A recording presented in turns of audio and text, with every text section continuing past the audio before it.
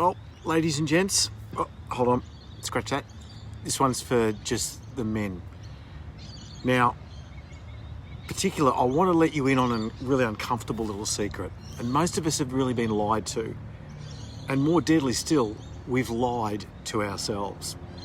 You remember the dream you had as a young man, the fire inside your chest, the desire for freedom, not just the 9-to-5 kind, but the kind that let you chart your own course, build your empire, chase the sunsets, reject the ordinary.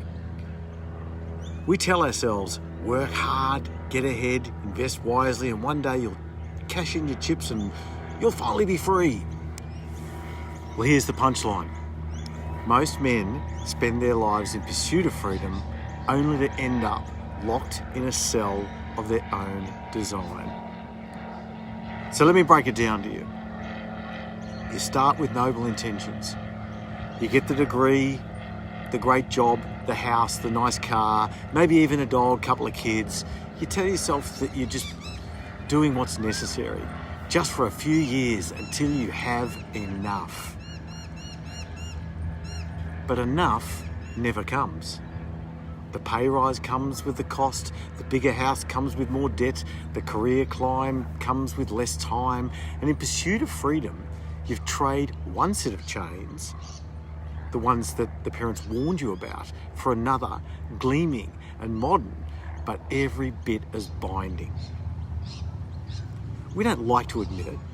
We call it responsibility, maturity, providing, being grown up. We scoff at the idea that we're trapped. Men don't get trapped. We push through. We provide. We build. But somewhere along the way, we stopped asking. Build for what? Have you asked that question? Because here's the paradox. The more you pursue freedom through conventional success, the more caged you become. We confuse comfort for liberty. We substitute accumulation for autonomy. That's we keep moving the target. Just a little more money, just one more promotion, just a little more security, and then I'll be free. But it's never the case, is it? And it's that aha moment. You see, the system's designed so that then never arrives. You're almost there. So what's the escape route? How do I get out of this hole? Because there has to be one. But it isn't a package that you sold in a motivational seminar or a get-rich-quick scheme or book. First of all, you've got to conduct an audit on your life. You've got to ask yourself the question, do I really own? And what really owns me? Where do I spend my time, my money, my energy? What can I do without? Where am I pleasing others at the expense of myself? And you've got to be honest, the invisible chains, they really are the heaviest. So these questions really need to be answered as honest as possible. Number two, you need to redefine what actually matters to you. All this time you've been chasing freedom only to find out that it's not it. Because freedom isn't about excess, it's about essence. Start paring away the things that you don't feed your soul.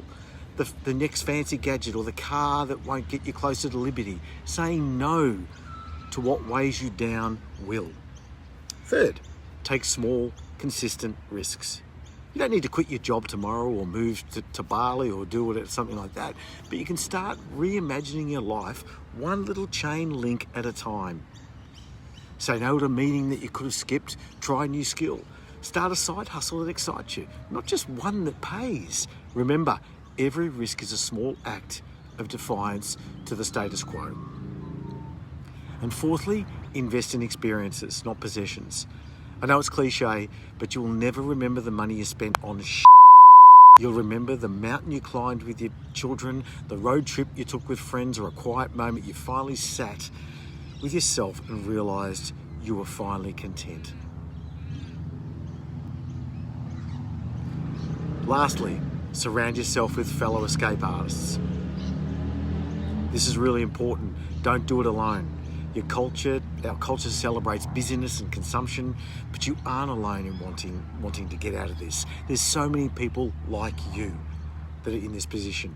Find other men who want to break free. Encourage each other, share strategies, be honest about the chains, and help each other break them. Here's what I want you to remember, and this is really important. Most prisons have locks on the inside. You hold the key. You aren't as trapped as you think. You're just used to the weight of the chains. The way out isn't loud. It's a series of quiet, intentional acts of rebellion against a life you never consciously chose. So are you ready to stop settling for a freedom that always stays out of your reach? Are you ready to finally break free from the chains? The choice, as it always has been, is yours. I've got some upcoming programs that are going to help you propel that freedom that you truly desire. And if you are interested, please DM me and I'm happy to send you information on how we can get that level of freedom that you're chasing. UV2, you keep on smiling.